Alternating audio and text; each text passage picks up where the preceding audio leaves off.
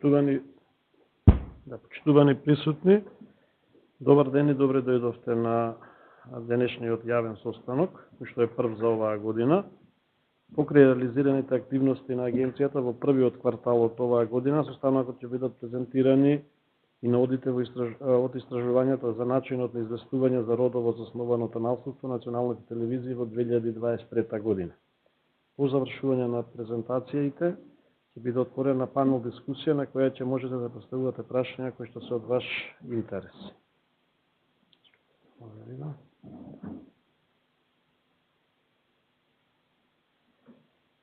Со распишување на председателските и парламентарните избори закажани за 24 април, односно 8 мај 2024 година, стапија на сила одредбите од изборниот законник. Со ова започна и мониторингот на медиумското известување на радиодифузерите од страна на агенцијата, која што до почетокот на изборната кампања ќе биде фокусирана на 9 телевизиски програмски сервиси на државно ниво, а сите останати програмски сервиси ќе се мониторираат врз основа на претставка. Веднаш по распишување на изборите, агенцијата до сите медиуми истати подсетување за врските од изборниот законник и на својата веб страница отвори банер со сите материјали поврзани со изборниот процес, законски и подзаконски акти, образец за представки и слично. На 15 март агенцијата го објави првиот извештај од мониторингот што се однесува на известувањето на радиодифузерите во периодот од 15 февруари до 7 март 2024 година. Во извештајот не беа констатирани прекршувања. Согласно обврските од изборниот законник, во овој квартал агенцијата достави вкупно 6 седмични извештаи до Државната изборна комисија. Дополнително на 18 март до сите национални комерцијални телевизиски сервиси до јавниот сервис беше испратен допис во кој беа известени за промената на обврската од изборниот законник, согласно која за изборите треба да известуваат и преку програми пристапни за лицата со попреченост. Изминатите 3 месеци агенцијата реализираше повеќе програмски и административни надзори врз радиодифузерите согласно годишните планови за програмски и административен надзор за 2024 година. Редовните програмски и административни надзори за повеќе законски обврски, за почитување на правилата при емитување аудиовизуални комерцијални комуникации, заштита на малолетната публика, користење телефонски услуги со дадена вредност и телефонско гласање, емитување игри на среќи, обезбедување квизови или други облици на наградно учество, употреба на јазикот во програмите, дневно емитување најмалку 12 часа програма на телевизија и дневно емитување најмалку 40% изборно создадена програма како македонски аудио и аудиовизуални дела, објавата на импресум, информации кои што треба да се направат достапни на корисниците и за објавата на идентификација на радиодифузерот, се извршени врз телевизиските програми на јавниот сервис МРТ1, 2, 3, 4 и 5. При надзорите кај МРТ2 беше констатирано неемитување на најмалку 40% програма изборно создадена како македонски аудиовизуални дела, поради што и беше изречена мерка јавна опомена. Извршен и редовен програмски и административен надзор врз радиопрограмите на јавниот радиодифузен сервис Македонско радио 1, 2 и 3, реализирани во согласно со годишните планови за надзор за 2024 година за одредбите од Законот за аудио и аудиовизуални медиумски услуги и од соодветните подзаконски акти. При надзорите не беа констатирани прекршувања. Извршени се неколку вонредни надзори. Вонреден програмски надзор, реализиран по претставка, беше спроведен врз Метрополис радио, при кој што беше констатирано непочитување на правилата за употреба на јазикот во програмата. По истекот на рокот за законско согласување извршен е контролен надзор, каде што беше констатирано дека радиодифузерот во целост постапил по изречената мерка и го отстранил прекршувањето. По добиеното известување од ТВ Компани 27М дека има нов одговорен уредник, извршен е вонреден надзор да се констатира дали одговорниот уредник на телевизијата е редовно вработен, односно во редовен работен однос и со полно работно време во радиодифузерот. Надзорот покажа дека е доставен документ од кој е видно дека го исполнува овој услов. 9 вонредни административни надзори се спроведени да се утврди дали радиодифузерите ги исполнуваат минималните кадровски услови предвидени во правилникот за минимални технички, просторни, финансиски и кадровски услови за добивање дозвола за радио и телевизиски емитување. Вонредни надзори се извршени врз ТВ Гура, ТВ Кобра, ТВ Калтрина, ТВ Компани 27М, Радио Джес ФМ, Радио Балкан ФМ, Радио Про ФМ и Радио Хит. Врз ова радио беа спроведени два вонредни надзори, со нив беше констатирано дека минималните кадровски услови не ги исполнува само регионалното радио Хит и локалното радио Балкан ФМ, поради што им беше покрената постапка за одземање на дозволата. Во меѓувреме радио Балкан ФМ ја достави потребната документација, за него беше запрена претходно покренатата постапка за одземање на дозволата. Радио Хит ФМ и во дополнителниот законски рок од 15 дена не ги исполни минималните кадровски услови, поради што му беше одземена дозволата за радиоемитување. Контролен програмски административен надзор беше извршен врз ТВ Телма за правилата за заштита на малолетни лица и обврската за објава на импресу. Со надзор беше констатирано дека радиодифузерот во целост постапил по изречените мерки, јавно опомена и ги отстранил прекршувањата. Согласно годишниот план за вршење административен надзор во 2024 година извршени се два редовни надзори и два контролни надзори врз издавачите на печатени медиуми во однос на врската за објавување импресу. Едниот редовен надзор беше извршен врз 17 издавачи и беа опатени 17 печатени медиуми, а вториот беше извршен врз два издавачи и беа опатени 3 печатени медиуми. Шења, Скопско ехо и Македонско ехо. Обврската во целост беше исполнета ке сите 20 медиуми опатени со редовните надзори. Контролни надзори беа извршени врз издавачите Народен лекар и Колор Медија Плюс, со цел да се констатира дали постапиле по мерките јавно опомена изречени во 2023 година. Надзорот покажа дека издавачот Народен лекар го отстранил прекршувањето, додека Колор Медија Плюс Скопје делумно постапил по изречената опомена и продолжи со вршење на повредата. Според упатството за определување на рокот за постапување во решенијата на агенцијата за преземање мерка, повторно беше изречена јавна опомена и е даден рок од 30 дена да го согласи своето работење со законот за медиуми. Согласно годишниот план за вршење програмски надзор, во текот на првиот квартал, врз операторите на јавни електронски комуникацијски мрежи беа спроведени вкупно 53 надзори, од кои 50 редовни и 3 контролни надзори. При редовните надзори прекршувања беа констатирани кон операторите Инфел, Мултимедија Нетворк Л и Теленетком во однос на обврските за регистрација на програмски сервиси во агенцијата, поради што им беше изречена мерка јавна опомена. Контролните надзори врз операторите покажаа дека постапиле во целост по упатените решенија.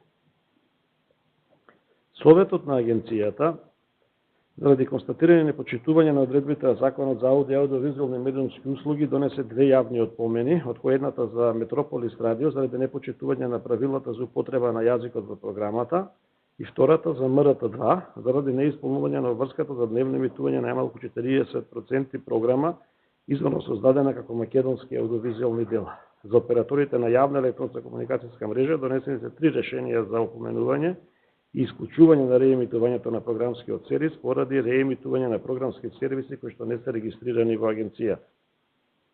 До агенцијата беа поднесени две барања за објавување јавен конкурс до доделување на дозвола за радиоемитување на програмски сервиси, кој ќе се емитува преку ограничен ресурс, радиофреквенција на локално ниво, од кој едното за програмски сервис кој што ќе се емитува на подрачјето на град Битола, додека вториот на подрачјето на град Тетола.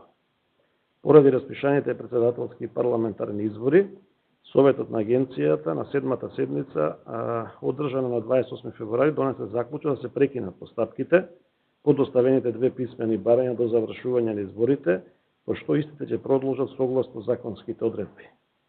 Советот на агенцијата на 8-та седница, одржана на 1 март, одлучи по барањето на согласно за промена или дополнување на повеќе од 20% од програмскиот концепт од дозволата за радиоемитување поднесена од Радио 99 од Скопје, донесе одлука за давање согласно за промената и дополнување на повеќе од 20% од програмскиот концепт во однос на јазикот на емитување, односно покрај емитувањето на програма на албански јазик, радиодифузерот да емитува програма и на турски јазик и да се зголеми обемот на собствената програма, односно од 4 часа да се зголеми на 23 часа и 50 минути на неделно ниво. По донесувањето на оваа одлука на радиодифузерот агенцијата му издаде нова дозвола за радиоемитување. Поради неисполнување на обврската за плаќање на годишниот надоместок за дозволата за телевизиско, односно радиоемитување, Беа покренати 13 постапки за одземање на дозволата. Во меѓувреме 8 радиодифузери го платија во целост годишниот надоместок за дозволата во законско утврдениот рок, пошто 8 покренати постапки за одземање на дозволата беа запрени. За 5 радиодифузери кои што не го платија надоместокот, Советот на агенцијата донесе одлуки за одземање на дозволата. Дел од овие радиодифузери на кои што им беше одземање на дозволата по постапка предвидена од Управниот суд, поведува постапка и дозволата на телевизија Шутел е вратена, додека во многу брз период и на радио Александар Македонски ќе му биде вратена дозволата затоа што во подплатил доместокот и ги подмирил дополнителните финансиски трошоци кои што ги имала агенцијата во процесот на одземање на дозволата. Одземени се на Хит ФМ, Ускана радио и радио Про ФМ од Гостивар. Изминатиот квартал представници на агенцијата учествуваа во повеќе меѓународни активности. На 31 јануари во агенцијата се одржа состанок со представниците на ОПСЕ ОДИХР, реализиран на нивно барање во контекст на проценка на состојбите од нивна страна пред планираните претседателски и парламентарни избори 2024 година. На 1 февруари вработени од агенцијата учествува на онлайн информацијската сесија организирана од агенцијата на ЕУ за фундаментални права за предизвиците со модерирањето на онлайн содржините поврзани со говорот на омраза. На 12 февруари се одржа состанок на управачката група на ЕМИЛ, на која учествуваше представничка на агенцијата во оваа мрежа на ЕПРА. На 20 февруари во седиштето на агенцијата се одржа билатерален состанок со представници на Независната комисија за медиуми на Република Косово. На 26 февруари вработени на агенцијата учествуваа на петата онлайн работилница за платформите за споделување видеа и регулација, организирана од ЕПРА, под наслов Јурисдикција, перспективата на земја, на потекло и улогата на перспективата во соработка со другите регулатори во Европа. На 29 февруари представничка на агенцијата онлайн учествуваше на првиот состанок на подгрупата 4 на ЕРГА, посветена на регулативата на ЕУ за дигитални услуги. На 29 февруари повеќе представници на агенцијата учествуваа на третиот годишен меѓународен симпозиум медиумската писменост во добата на вештачката интелигенција. На 4 март представничка на агенцијата онлайн учествуваше на првиот состанок на подгрупата 3 на ЕРГА за справување со дезинформациите и јакнење демократијата во дигиталната околина. На 12 март представник на агенцијата учествуваше на предавањето Рушење на зидовите за дезинформација, одржано од страна на литванскиот експерт доктор Нериус Малиукевичиус во организација на Europe House Скопје, делегација на Европска Унија, канцеларијата на амбасадата на Република Литванија во земјата и правниот факултет Јустинијан I. На 13 март се одржа следва со представници од амбасадата на САД во врска со состојбата во медиумската сфера и предизвиците пред почетокот на изборната кампања. Изминатиот квартал беше одговорено и на еден прашалник од регулаторното тело на Украина, испратено преку ЕПРА во врска со актуелните мерки за справување со ширење на дезинформации. Во јануари, агенцијата до Министерството за правда го достави придонесот за 18-тиот подкомитет за правда, слобода и безбедност, кој се одржа на 5 и 6 март во Скопје. Во придонесот, агенцијата, меѓу другото, реферираше за покренатата тужба против Министерството за информатичко општество, поради исплаќање на регулаторот помалку од законско пропишаните средства, за промоција на изготвениот кодекс за однесување во онлайн просторот за време на изборни процеси и референдуми, објавената и презентирана анализа на родовите прашања и начинот на прикажување и представување на жените и мажите во забавните програми на радиодифузерите во 2022 година. Во март, агенцијата достави одговори на дополнителните прашања поврзани со подкомитетот, кои преку Министерството за правда беа доставени од Европската комисија. Изминатиот период беа реализирани повеќе состаноци во рамките на Twinning проектот за јакнување на капацитетите на агенцијата за аудио, аудиовизуални и медиумски услуги и јавниот радиодифузен сервис. Во периодот меѓу 21 и 25 јануари во рамките на Twinning проектот вработени во агенцијата реализираа студиска посета на неколку европски институции, Европскиот суд за човекови права, Советот на Европа и Европскиот парламент и организација Европската аудиовизуална обсерваторија и ЕПРА во Страсбург, Франција и на регулаторот за медиуми во Германија. На 20 март во рамките на Твининг проектот, агенцијата заедно со мрежата против говор на омраза во медиумите организираше работилница насловена справување со говорот на омраза кај медиумските услуги и онлайн платформите, на која тројца германски експерти ги споделија искуствата и практиките во Сојузна Република Германија и од другите европски држави во врска со справувањето со говорот на омраза. На 31 јануари се одржа последниот состанок со тимот на Институтот за социолошко правни и политички истражувања Скопје за финализирање на истражувањето за представување на родово базираното насилство во 2023 година, на кои беа разгледани завршните забелешки и коментари на текстот дадени од двете страни. Клучните наводи до кои дојде институтот, поврзани со начинот на известување на родово заснованото насилство на националните телевизии во 2023 година, ќе ви бидат презентирани веднаш по завршување на презентацијата. Донесени се две одлуки за промена на собственичка структура, и тоа за телевизија 24 Вести и Клан Македонија. На собственичката структура на ТВ24 Вести на место на правното лице Кабле 24 од Австрија пристапи правното лице Комнет 328 од Србија, додека ке телевизија Клан Македонија, нов собственик со 100% удел во собствената, беше одобрено да биде странско физичко лице од Косово. Издадени се вкупно 89 потврди за регистрација на програмски пакети. До имателите на правата се доставени 3 известувања врз основа на извршен програмски надзор, каде агенцијата утврдила дека оператори на јавна електронска комуникацијска мрежа бесправно реемитуваат програмски сервиси кои што не се регистрирани во агенцијата.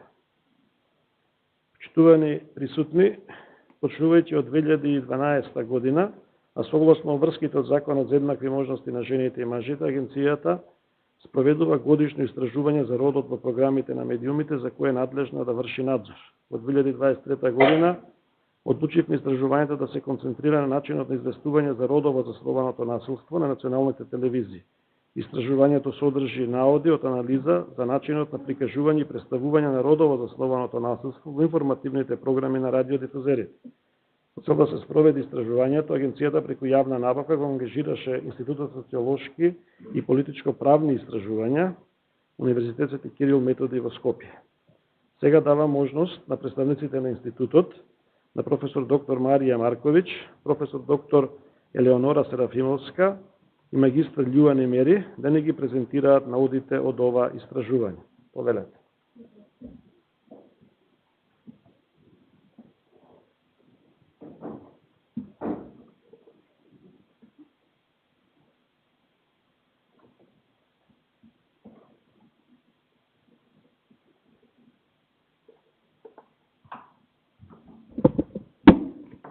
Добар ден и од мене. Јас сум Маријана Марковиќ, еден од членовите на тимот кои што го сочинуваат Елеонора Серафимовска, Милка Димитровска, Теја Конеска и Љуан Имери. И наша задача беше да направиме анализа на родово базираното насилство во информативните програми во националните телевизии. Ќе се трудиме ние тројца да бидеме што пократки, што поконцизни и да оставиме повеќе простор за прашување. Се трудевме да ги извлечеме само генералните тенденции, бидејќи има голем обем на податоци кои што ќе можете да го прочитате во студијата. Ова е содржината на нашите представувања од студијата. Истражувачката методологија и начините на телевизиско известување за конкретните случаи ќе ги зборувам јас. Колешката Елеонора ќе зборува за стапеност на теми во телевизиските програми, препораки и заклучоци. И на крај, Љуан ќе ви презентира еден поширок контекст од кој што израснува појавувањето на родовото засновано насилство во медиумите. За да ја започнеме целата презентација, прво за што зборуваме. Родовото засновано насилство ги афектира и мажите и жените, но значително повеќе ги погодува жените и девојчињата. Представува опасност по генералната безбедност, но истовремено е форма и на родова нееднаквост и на дискриминација. И како видови на насилство се явуваат физичко, психичко, сексуално, економско насилство, вознемирување или злоупотреба, фемицид и не ретко се сретнуваат повеќе видови на насилство кај еден случај. Примерокот кој што беше определен заедно во соработка со АВМУ подразбираше вклученост на 8 национални телевизии и ќе надополнам дека ТВ24 беше на почетокот вклучена, но поради технички причини не бевме во можност да направиме анализа на прилозите на оваа телевизија. Што е она што ние следевме? Го следевме Централното информативно издание, едно претходно издание на централните вести, информативните делови кои што се застапени во утринските и пладневните програми, специализирани информативни емисии, а периодот на следење беше од 1 до 10 во месеците јануари, февруари и март 2023. Материјалите ги добивме снимени од АВМУ, кои што ги поделивме меѓу нас и на тој начин пристапивме кон анализа на сите телевизии и за да можеме да направиме селекција на примерокот, ние навистина ги следевме сите програми на сите телевизии во овој период од 1 до 10. Сумирано, она што ние сме анализирале, биле околу 1200 информативни изданија и 240 емисии следевме, а од нив ќе видите кај колку ние идентификувавме појава на родово засновано насилство. За целта на ова истражување ние подготвивме еден инструмент кој што е образец за мониторирање на прилози и тоа има две форми. Едната форма беше за анализа на вести, а втората форма беше за анализа на емисии. Вака само ќе ви ги покажам да видите колкав обем и колку варијабли содржи секој од овие инструменти, а беше конструиран врз база на водичот за аудио и аудиовизуелни медиумски услуги за мониторинг за известување, да го скратам насловот, за известување на случаи на родово засновано насилство од професор Катарине Сарикакис, кој што беше финансиран од Европска унија и Совет на Европа. Тука се дадени само главните области кои се во инструментот, а ако некој има интерес, можеме и понатака да споделиме во секој областите кои конкретни прашања беа содржани. Следевме околина на прилогот, кога се случи настанот, кога се известувало, на кој медиум, кои се прилози кои што претходат, кои се прилози кои што следат, потоа општи карактеристики на прилогот, наслов, наднаслов, сите оние кои што се однесуваат на новинарските правила за пишување на прилози, што опфаќа содржината на прилогот и особено внимание обрнавме на конкретните аспекти на родово засновано насилство. Како се презентирани жртвите, како се презентирани насилниците, дали се наведуваат детални податоци за да бидат препознавени, дали може да констатираме емоционално оптеретени зборови. Тоа е накратко за инструментот. Овие беа истражувачките прашања на кои ние се трудевме да дадеме одговор. Како прво од особен интерес беше да видиме колку се застапени прилозите. На прв поглед кога ги анализиравме медиумите, забележавме дека скоро и да нема застапеност. Ваков вид на настани во медиумите. Па поради тоа ние го зголемивме обемот на анализа на сите емисии, на сите прилози, па дури продолживме и понатака што и забавните програми ги следевме со цел да најдеме се она што би било поврзано со родово засновано насилство. Потоа најдовме дека сепак има еден мал определен број кои што се директно поврзани и кои што се посредно поврзани. Потоа дали објавените прилози имаат соодветно и релевантно место во медиумите, на каков начин се применуваат новинарските стандарди, како се известува за лицата кои што се изложени на насилство, какви комуникацијски алатки се употребуваат и дали ние можеме да забележиме некакви разлики во пристапот на известување во зависност од националната телевизија. како што претходно на неколку наврати спомнав, ние собравме една база на прилози кои што ги категоризиравме во две категории. Една е прилози кои што обработуваат конкретни настани што се однесуваат на родово засновано насилство. А втората, за која што ќе зборува колешката Елеонора, ќе видите дека станува збор за застапеност на оваа проблематика во вестите и во емисиите на националните телевизии. Со цел да имаме ориентација на застапеноста на конкретните случајни примери на родово засновано насилство, ние направивме анализа и на билтенот на МВР за периодите јануар, февруар и март 2023 од 1 до 10. Како што можете да забележите, вкупно пријавени, зборувам за пријавенија, секако знаеме дека има и голем број на непријавени случаи, но пријавени се 44.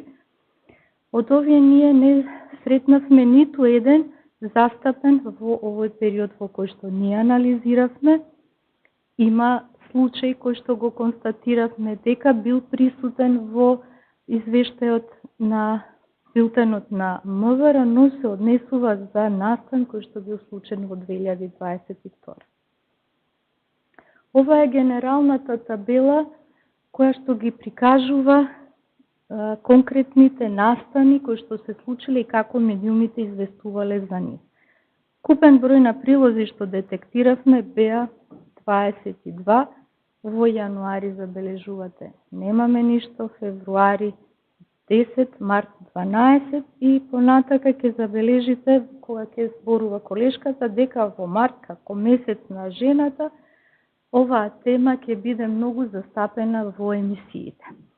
Како автор на прилозите најчесто се сретнуваат новинарки, а како извор на информации исто доминира жената. Значи имаме како извор на информации мажи се јавуваат во 6 случаи, а жени во 16 и ова што стои друго ги подразбира сите оние извори на информации кои што се од формален карактер МВР, министерства и други институции, кои што беа прецизно наведени и цитирани од страна на новинарите. Сите овие прилози кои што се однесуваа на конкретни настани, еве можете да видите, групирани се во неколку категории. Во овој период доминантни беа прилозите кои се однесуваа на судските процеси поврзани со Јилдис Веаповска.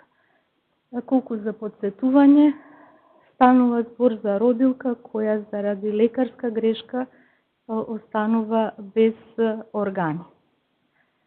Најмногу прилози отпаѓаа на оваа тема, дури 12. Се појави една сторија за повлечено обвинение за обид за силување, изречена на фудбалер на Манчестер Юнајтед, која што би можела да го именувам како сензационалистички, бидејќи беше ставена во рамки на рубрика спорт и каде што целта беше повлеченото обвинение за новинарот, а беше проследен прилогот со сериозно вознемирувачки слики од девојката која што го повлекла обидот за силување поради недостаток на информации. Потоа следеа прилози кои се однесуваа на судење за убиеното момче, кое што се случило во 2022. Прилозите беа сосема коректно презентирани со нагласување дека новинарите ги следат протоколите и процедурите да внимаваат при известување кога станува збор за малолетни лица. Беа застапени и прилози од странска продукција, случувањата во Украина поврзано со жените и како се снаоѓаат во такви услови, како родовото засновано насилство во услови на војна добиваат сосема поинтензивен карактер. Во Турција имавме една ситуација, еден прилог кој се однесува на музички групи кои се проценувани, да ги ставам во наводници, како неморални. Митингот во Косово по повод 8 март и реакциите за правата на жените и за жени мигрантки како во земјите на Европската унија и како се наоѓаат во расчекор меѓу традиционалните вредности и вредностите на земјите во кои што живеат. 2 прилози имаше кои упатуваа на сексуално вознемирување на девојки, во кој што едниот случај беше двостепено, можем да кажам, насилство. Во едниот случај девојката доживува насилство, сексуално вознемирување од таксист. Секундарното е заради тоа што на социјалните мрежи тоа е проследено со говор на омраза. И во овој случај новинарката овој акт го именуваше како сексуално вознемирување и беше ставен во категорија на родово засновано насилство, додека прилог кој што не е за пример се однесуваше на малолетна девојка која што пријавила вознемирување од лице вработено во училиштето, а целиот прилог беше спакуван во контекст дека наводно тоа го изјавува без чувство на заштитеност на малолетно лице. Значи имавме тука дискриминација по пол, по возраст, по социјален статус и за жал скоро можеше да се претпостави кој е точно лицето кое што било жртва на ваков вид на сексуално вознемирување. И последниот прилог се однесува на текст на транспарент од протест на жените по повод 8 март, каде што во овој прилог ќе ви презентирам и дел од содржините, се забележува говор на омраза со, како да кажам, со така е врамен што не е прекршен ниту еден од правилата на новинарското известување. Меѓутоа ќе ви го презентирам. Како за да добиете илустрација како беа именувани жртвите на насилство и насилниците, приложени се неколку телопи од различни телевизии, колку за пример еве условна казна доби гинекологот Асани за ординацијата во која остави родилката Веапоска без матка, јајник и бубрек. Прилозите кои што се однесува на судските процеси за Веапоска беа прецизно и јасно наведени со прецизни извори во кои што без исклучок во секој прилог изостануваше лицето кое што го спровело актот, односно лекарот. Би сакала само да споменам еден момент што го забележавме.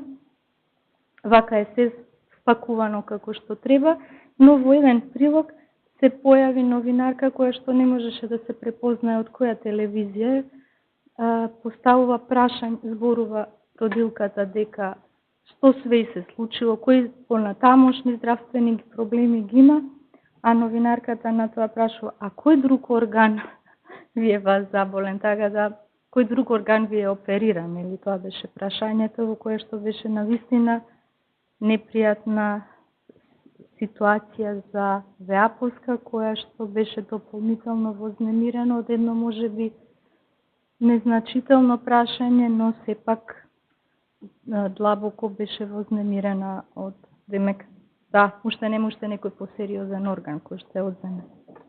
Односно, и дури прашањата кои што се поставуваат на такви јавни настани сепак подразбираат некаква чувствителност за лицето кое што претрпело штета. И накратко само ќе ви презентирам некои од коментарите објавени на Facebook профил на граѓани кои беа приложени во прилог кој се однесуваше на протестот на жените по повод 8 март. На овој протест се појави еден транспарент кој што никаде во ниедни од другите прилози на други телевизии не беше заставен, поради непријатноста нема да го споменам, нема да го цитирам. Прилогот беше сосема соодветно склопен, со точни и прецизни извори, дадени точни податоци, но начинот на кој што беше презентиран и склопен целиот прилог упатуваше на говор на омраза кон лицето кое што го носило транспарентот. Еве можете да видите кои прикази на Facebook профили, бе да се срамиш што си женско од вакви изрази, например. Заклучати. Од прикажувањето на конкретните настани, еве може да се забележи дека имаме релативно ретка застапеност.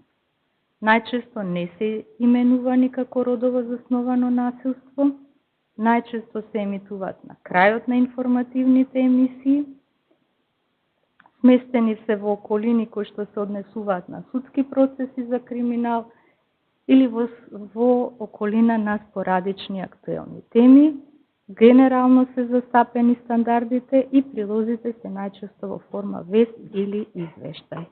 Јас сега тука ќе завршам, продолжувам колиска.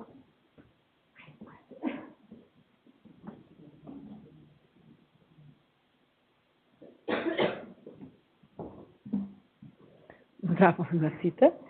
Маријана накратко кажа дека кога почнавме да анализираме целиот овој, да кажем, 30-дневен период за секоја телевизија, свативме дека има многу малку прилози кои што се однесуваат на конкретни настани, што засуваат за конкретни случаи.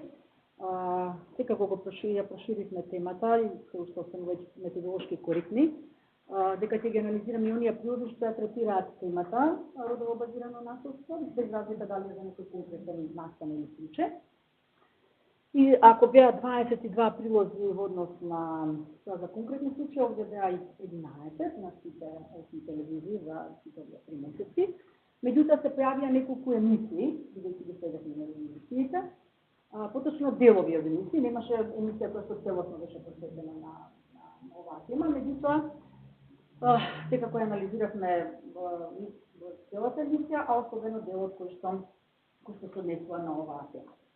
Така и во ќе видите студијата, така се прикажани и резултатите, прво резултатите за прилозите, а потоа за емисиите. Прилозите се повеќе сумарно направена една дискусија статистика, за разлика од емисиите, каде што ги третираме повеќе како студии на случај, и беа 4, и беше подобро да влеземе во длабочина, отколку да правиме некоја статистика за само за 4 емисии. Ја мислам да ќе рекомендувам да ви беа наистина интересни, да ги видите и да ги прочитате. Ајде во однос на овие колку треба и како треба да ја обработуваат телевизиите оваа тема за родово базирано насилство. Предпоставуваме и сметаме дека целта, доколку се објавуваат вакви, а треба да се објавуваат прилози на оваа тема, дека целта веројатно би требало да биде едно поимавно определување или дефинирање на поимот родово базирано насилство, да се поттикне свесноста на граѓаните на населението за оваа појава, како и да се, не само да се поттикне свесност, него и да се може би да се поттикне и некако проактивен однос во борбата против ваков вид на насилство. И се надеваме дека година овие теми ќе бидат се позастапени на телевизиите. Еве, согласно паралелно со информациите што ви кажа колешката за конкретни случаи, направивме и научна табела во однос на тоа колку овие прилози се подготвени од новинари, а колку новинарки и колку мажи, а колку жени се присутни како извори на информации во овие прилози, ова постојано се за првиот само за прилозите. Еве ќе видите дека од 11 прилози, 8 се подготвени од новинарки, значи доминираат жените како новинарки на овие прилози, а во однос на изворите на информациите што се присутни во прилозите, повторно ќе видите дека жените се 4 пати повеќе во однос на мажите. Значи 4 пати повеќе извори на информации биле жени отколку мажи во овие емисии. А што се однесува до емисиите, кои што посебно беа обработени, ќе видите дека исто и тука се односот може би во однос на изворите уште поголем, дека од 4 емисии во 3 водителката беше жена, а во однос на не извори овде се повеќе поканети гости, учеснички, видите дека во 4 емисии 9 биле жени, а само еден маж како гостин во емисијата. Или некој што се цитира може би надвор од емисијата. Исто накратко, многу сумирано, ќе го повторам и она што го забележам сите, особено за првиот дел, дека најчесто ваквите прилози имаше на денот, околу смрт и пред тоа, како да секогаш само и дури го нарекуваат на месец на жената, како медиумите тогаш најчесто да се текнува дека треба да зборуваат за жените и за насилството. Само за април да беа во вториот и третиот ден после новата година. Еден беше на 7 февруари, а преостанатите два беа на 4 март, кога повторно начина случување за пресудата за 69 сексуални работнички на Соединетите суд. Имаше да кажам еден друг повод, па голем дел од медиумите прозборија на тема родово базирано насилство. Имавме дискусија меѓу нас и се надевам дека тука и саавно дискутиравме дали е тоа сепак еден вид на економско насилство врз жената, на одлуката на Соединетите суд. На која тема еве ги ќе се повторам дека 5 беа во однос на таа економско насилство, тоа е случајот со текстилните работнички. Една беше трибина за семеното насилство во Тетово, каде што се изнесува одредени статистички бројки така натаму. Имаше два прилози за насилството врз жените и убиствата на жени во Косово на албанските телевизии и еден прилог беше во однос на анализа како е третирано, тоа беше уствари податоци како е третирано родовото базирано насилство во медиумите. Во однос на околината, многу интересно и во водичот се околинува каде треба да бидат огласувани, каде треба да се најде некој ние анализираме овој пат на АВМ, фокусот беше информативните емисии, каде треба да бидат и каде на се овие прилози. Така што овие прилози секогаш се послед надежна политика, значи, знаете, вие се како следите, некогаш се ставени бидејќи беа од пресуда на суд околу темите за корупција, економија, енергетика, па дури и земјоделство, а имаше случај и кога беа во надворешна политика, од како се завршат настаните во Македонија, па после настаните во светот имаше некои прилози на оваа тема. Обштите карактеристики, да не премногу ве окупирам јас со бројки, само ќе кажам дека прилично кратко траат, или од минута, најдолгата беше 4 минути, во просек 2,5 минути. Во телевизијата, таму каде што во оние вести каде што беше забележано, отпаѓа во просек 6,4% на оваа тема, на прилози на оваа тема, и вообичаено ги немаше меѓу најавените во главната најава. И тоа е некако показател, и некако замрски изборите, тоа се проширени вести односно извештаи. Во однос на изборите мораме да ги похвалиме телевизиите и веројатно, на долгогодишна работа ги учи дека треба да обезбедат прецизни избори, така што во сите прилози беа обезбедени прецизни избори на информации. Односно во ниту еден не најдовме некои нејасни или непрецизни извори на информации. Значи можеме да се повикаме на изборите комплетно. Се базира на изјави од 1 до 4 субјекти, значи се обидуваа новинарите на овие теми да понудат една појасна слика од избори од повеќе страни, од разни страни и така натака. Значи имаше и официјални избори, имаше и алтернативи, независни избори, особено од невладени организации, се потрудиле се како новинарите во тој домен да дадат една можеби поширока слика. Како актери главно беа представници на невладени организации, што во секој случај воопшто не е лошо, напротив, е добро.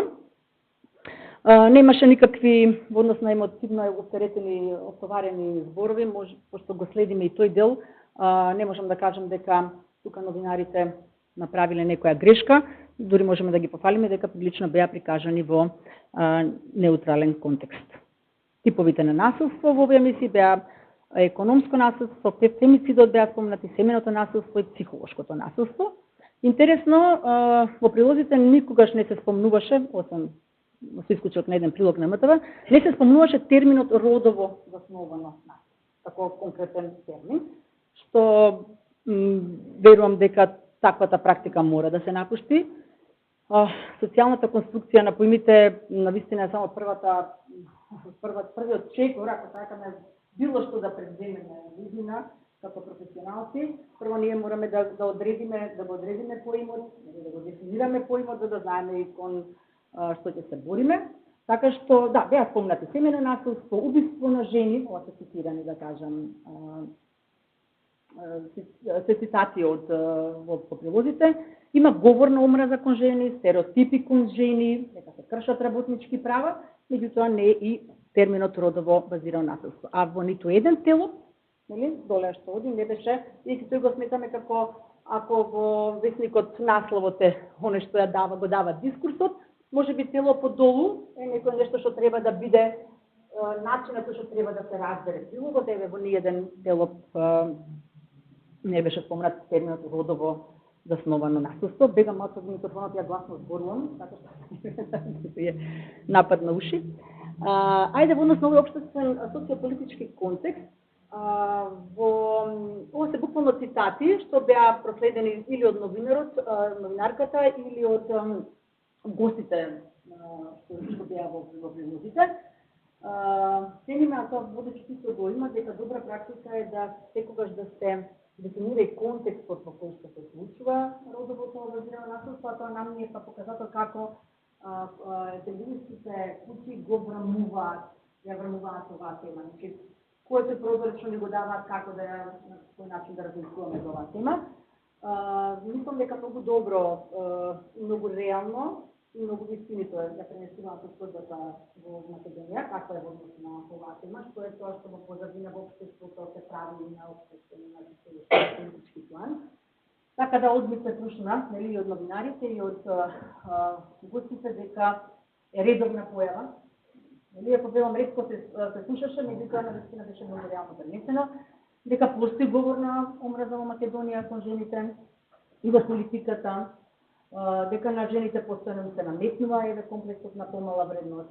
Значи, се покажува и некои правеше опити да се каже од каде потекнува ова родово базирано насилство, дека живееме во средина во која се уште најчесто се слуша гласот на мажот, дека судовите неправедно судат, дека постои огромна родова нееднаквост, дека се загрозени за работничките права, дека се кршат за работничките правата, особено на текстилните работнички во Македонија, дека надлежните институции не соодветно постапуваат кон насилството, дека нема отчетност од надлежните институции, се тоа беше, велам, иако многу ретко беше пренесено сепак во медиумите, што е добро. Први се праша како сакам да ви ги пренесам овие анализите во однос на емисиите, видејќи навистина се студии на случаи, не би можела да избројам една емисија, многу време ќе ни одземе сето тоа, така што видов од само да кажам примери за добри практики, дефинирани во водичот, што го издадеаваме. Во однос на овие се тука три добри практики кои што една од емисиите многу добро го покри.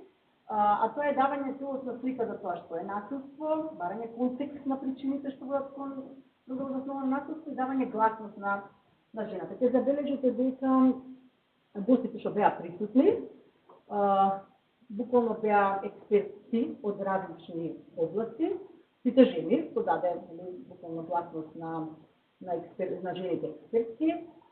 Однос која дека треба медиумите секогаш да изнесуваат информации за контекстот, на причините што водат кон родово засновано насилство. Се зборуваше дека како се пренесуваат стереотипите преку медиумите, многу јасно беше кажано како доаѓа во система, дека еден од причините тоа како медиумите го покриваат сето ова. Особено што буквално во една емисија беа викнати експерти и за економско насилство, и за семејно насилство. Даден го пример дека кога веќе зборуваме за родово засновано насилство, добро е да ги опатиме колку што можеме сите видови на дека не е тоа само фемицид, не е само убиство на жена и така натаму, дека има многу варијанти на родово засновано насилство. Уште една добра практика на една од емисиите беше дека критички, нели, се известува за одговорноста на надлежните институции, затоа што апсолутно прво во медиумите се должни да ги можеби да ги кажат кои се тие институции кои што се задолжени, кои што се одговорни за сето ова и како тие функционираат. Макар биле и критични кон нивната работа, како доколку се така. Така што во една од емисиите, каде што беше повикан директорот на Меѓуопштинскиот центар за социјални работи, навистина мислам дека новинарката му поставуваше многу непријатни прашања, што така требаше да биде. На неколку наврати му кажа дека наведуваше целката наведе информации и сознанија од извештаи дека раководителите на тие тимови за социјална работа не функционираат добро, дека не се ефикасни и така натаму.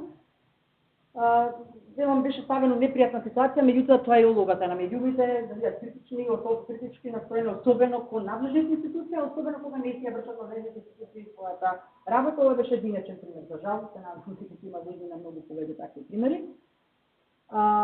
Сумираните заклучоци се многу слични како и за оние за прилозите со конкретни случаи, дека најчесто се на жената се сеќаваме во месец март, дека овие прилози не им се дава дефинитивно простор колкото да заслужуваат, дека не се најавувани, особено не се дефинирани како родово засновано. Како и самите новинari да не се свесни дека станува за за родово засновано. Да, за нас спорни дека нас мисля дека е родово засновано, па дека не сме ни сигурни дека и самите новинари тоа го разбираат. Точно дека они потребуваат прецизни извори, дека што потврдат на прецизни извори, што е добро за похвала, дека има извори од повеќе различни страни, присутен е гласот на жените, особено на активистите, бидејќи во секој прилог присутен е представничка на невладините кои се борат за женските права. Беа представени жените во реален контекст и медиумите мощне детално и сеопатно го врамуваа насилството и беа критични кон општествените и општествените прилики и политичките како во нашата земја. Имаме покрај општите препораки кои што секако јавно ги допишува, ние што ги правим само оние кои што се однесуваат на што произлегуваат од податоките од истражувањето, дека мора да има континуиран интерес на медиумите за оваа појава, без разлика колку случаи се случиле, се пријавиле во МВР и така натаму. Дека мора да почне социјалната и тоа многу свесно, многу наменски, мора да почне таа социјална конструкција на терминот родово засновано насилство. Мораме да го дефинираме како такво, мораме да кажуваме кои се причините за тоа, да воопшто почнеме да стануваме проактивни во однос на сето тоа, доколку не знаеме ни дека постои такво нешто, секако дека не можеме ништо да направиме. Да се продолжи секако со цитирање на прецизни извори, дека гласот на жените постојано да биде присутен, внимателно потреба на емотивни обтоварени зборови, кога се известува да се внимава на ова. Нормално дека треба да се, кога се работи за насилник, мора да се спомне насилник, значи не можеме да не намалуваме вредноста, односно негативноста на сторител и така натаму. И кога се меѓутоа мора да не свесни дека употребата на емотивни зборови секогаш ќе предизвика одредени емотивни состојби, така што ако веќе сакаме да предизвикаме негативни, веројатно ќе мораме да предизвикаме и други кои што ќе носат на борба, на проактивен однос во контекст на оваа тема. Мора јасно да се опишува општествениот контекст во кој што се јавува насилството и особено ова е многу битно дека промовирање на насилството како општествен проблем и на заедницата, а не само neki индивидуален проблем за кој што треба да се справува жртвата сама и незаштитена. Сега ќе го повикам и колегата Јуан, кој што се надам е малку попозитивен контекст ќе даде на тоа.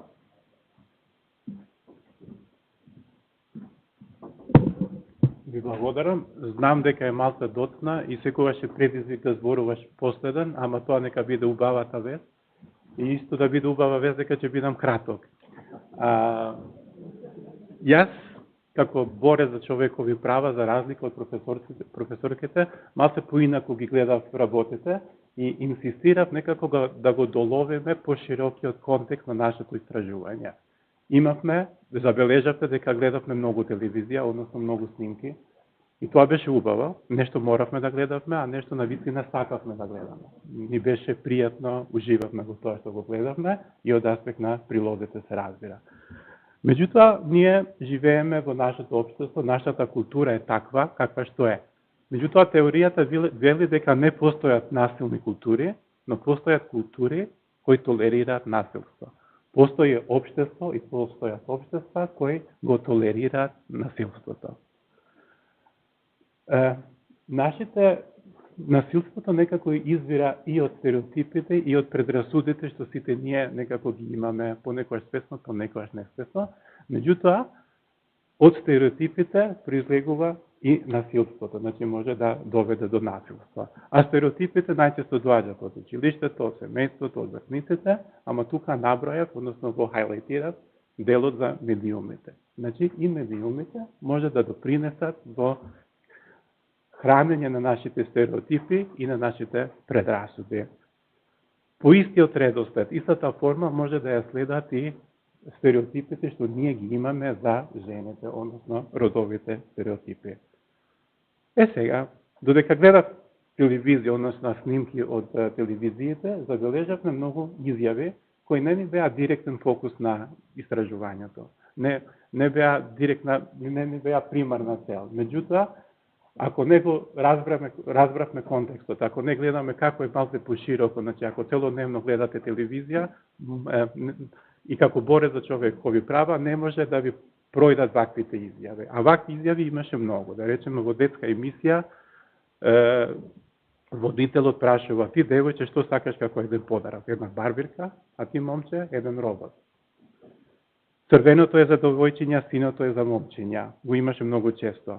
Имаме многу случаи каде што ние забележавме ни вакви изјави. Вика: твојот син ја загрози честа на мојата ќерка, а крвта со крв се пере.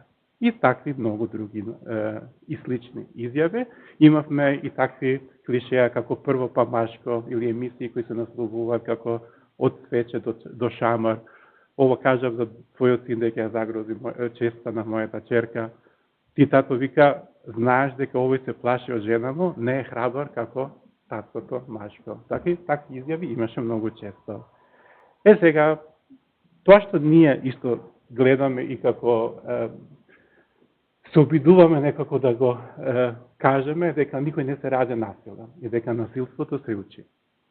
Иако во теоријата има различни мислења за тоа, но сепак преовладува тоа дека насилството се учи. И тоа што ние го гледаме како видливо насилство, понекогаш е јасно видливото насилство, но понекогаш не ги гледаме тоа што е под ајсбергот. Значи, таму има многу.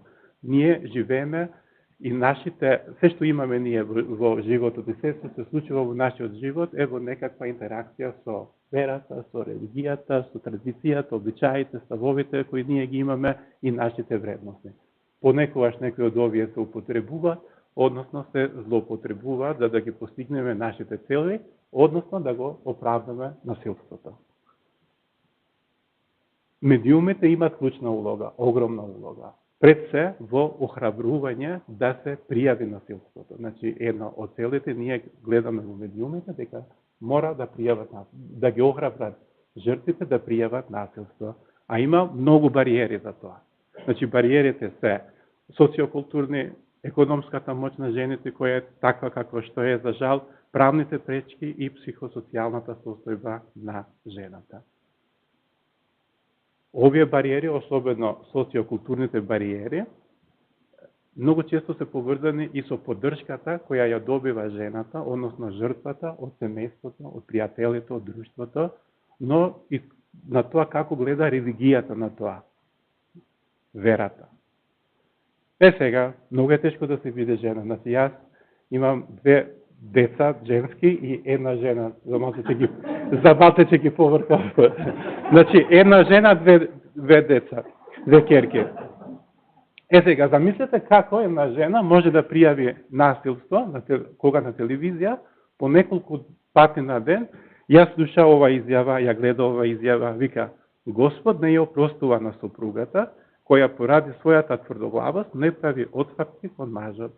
И ова го има на телевизија по неколку пати во денот, се емитува во верска емисија. Има таму извадено од која емисија. А според Истанбулската конвенција, државите не смеат да прифатат дека културата, обичајот, религијата, традицијата или честа се оправдување за било која форма на насилство. Ама ние, секако во телевизијата и тоа што го гледаме многу често, наоѓаме аргумент како да го оправдаме насилството. Оспарувањето на де јуре и де факто еднаквост помеѓу мажите и жените е клучно и односно клучен елемент во спречување на насилството во жените. И тука повторно се враќам на улогата на медиумите. Медиумите имат суштинска улога да промовираат суштинска рамноправност. Значи, преку самите, кога не дискриминираат, значи, не употребуваат стереотипни изјави, прашања, без разлика, кога ги атакуваат стереотипите, а не ги хранат или ги прават да обстојуваат тие стереотипи и предрасуди, кога помагаат да се надминат предизвиците, ова е тоа помагање. Значи, медиумите помагат да се надминат овие предизвици и да се преобликуваат општествените норми. Сликата која ние ја имаме за нешто во нашиот свет, секогаш е нешто што е и под влијание на медиумите. И замисли колку е тешко, може да само да замислите колку е тешко да се предизвикат тие традиционални родови норми. Значи тоа воопшто не е лесно и тоа е пат што треба сите заедно да го изодиме, ама мора да знаеме дека ние сме ја почнале борбата, односно веќе ја продолжуваме борбата што некој друг ја започнал. Медиумите имат одговорност да помагат во намалување на ризиците од појава на насилство и заштита на жените и секако медиумите мора да дадат јасни пораки за неприфатливоста на насилството и дека насилните методи може да функционират. Благодарам.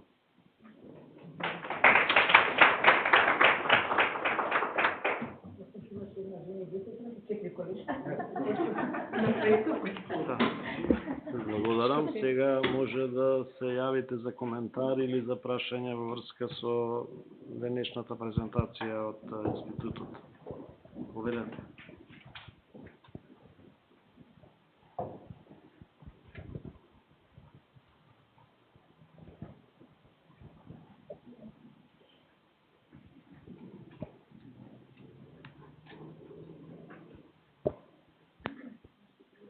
Бени.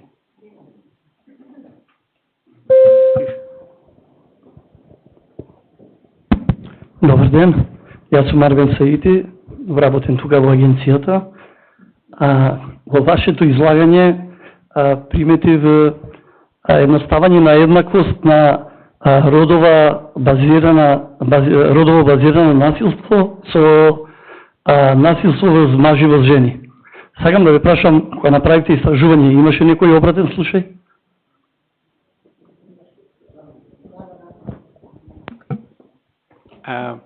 Да, имаше многу такви случаи, неколку ствари. Не, нема да ги кажеме, затоа што релативизирањето на борбата на жените и мажите со прашање дали имаше и жртви маже, не е еднакво, значи не може на исто ниво да се третира.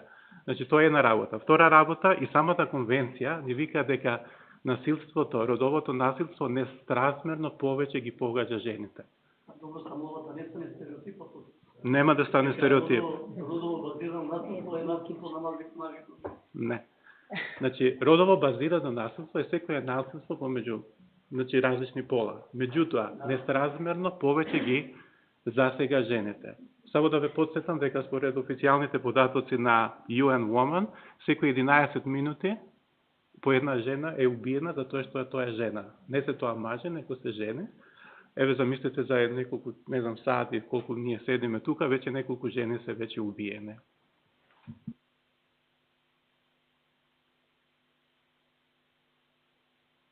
Дека не ги поимот родно... Да, родово за подраз... Па јас мислам дека дури тие маргинализираните групи се Еве јас поголема малку. опасност. Еве јас малку. Може јас малку да одговорам на нешто? Или му се обраќате само на колегата? Да, точно, родово засновано насилство се подразбира, нели, насилство помеѓу двата рода, пола и како и да го разбирате сето тоа, и секако го подразбира и насилството врз мажи. И точно дека имаше еден прилог и ние тој го анализиравме, што се однесуваше и на убиство на момче од страна на девојче, иако заради судските процеси воопшто не беше, нели, се беше изворите не беа прецизни и така натака, се тоа беше покриено како што треба и ние воопште не сме го занемариле тој аспект. Меѓутоа, она што сакаше колегата да го истакне, јас знам неговата реакција, јас вистина се радувам дека кога луѓето вака го разбираат насилството, точно, така е, меѓутоа ние мораме да го ставиме таргетот сепак на оној род и пол кој што е понезаштитен, нели, барем сега во оваа ситуација. Така што и во емисиите многу често, например во 4 емисии,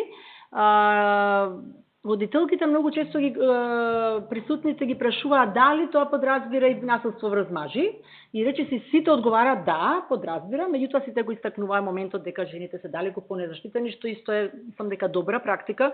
Да, значи тоа е одговорот, ви засегам точно дека се и мажите, меѓутоа не можеме да го пренебрегнеме фактот дека жртвите се најчесто, нели, жени. Полнам бидејќи доминантни беа прилозите кои се однесуваа на родилката, дека репродуктивното здраве на жената е прилично загрозено, што го утврдивме од анализата на прилозите и сите емисии и информативни вести. Дали има уште некој? Не, повеќе.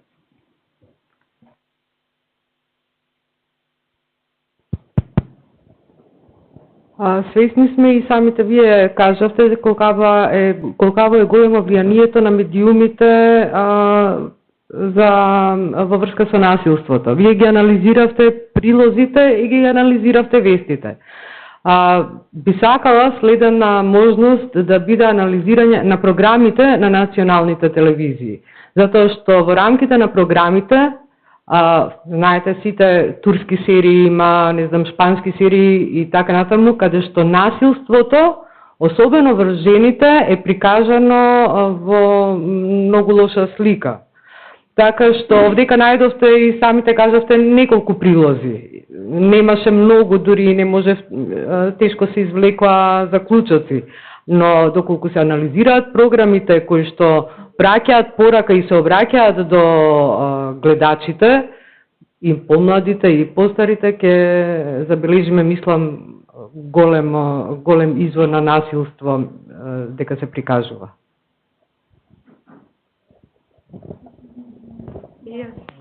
Мислам, делот одговорот се однесува на АВМ, но меѓутоа, бидејќи ние ги следевме сите емисии,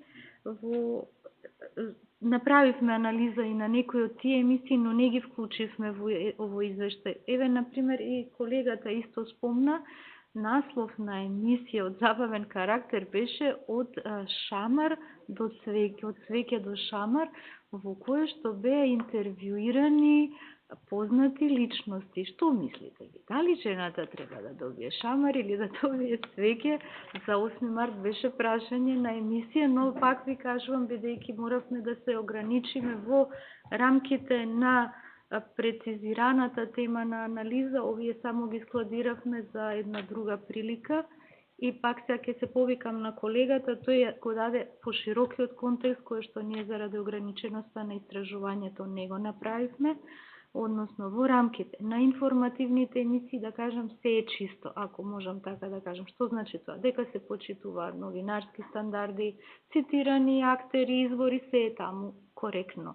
Но широкиот контекст имате турски серии, шпански серии, Јужни ветер, кланови, во кои што насилството на жената е, не знам како, од 100% од емисијата, 90% е прикажано насилство врз жената. И да, вистина е сериозен проблем. Јас навистина се согласувам целосно со вас. Ја кога кажав дека нешто моравме да гледавме, тоа беа вестите, а тоа што сакавме да гледаме беа од народни приказни, детски емисии, различни серии. Меѓутоа, навистина моравме да се ограничиме на самата тема, односно тоа што ни беше првична цел. А меве и директорот ви е тука, една соработка може да продолжиме со емисиите. Благодарам.